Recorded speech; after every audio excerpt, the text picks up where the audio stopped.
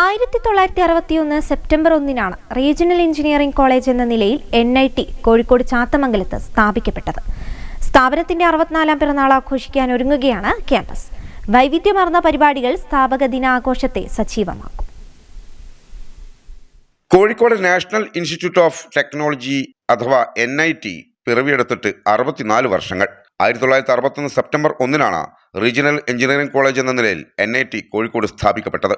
64ാമത് institute സ്ഥാപക ദിനം September 1 ആഘോഷിക്കുക.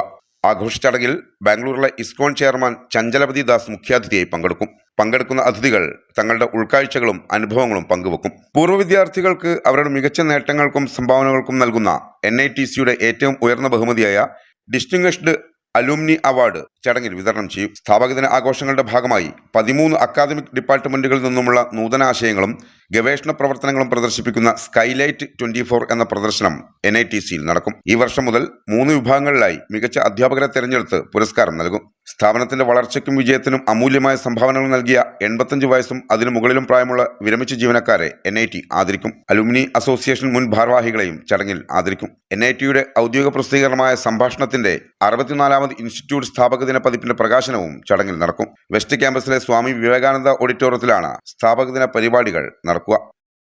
News bureau, Chathamangalam.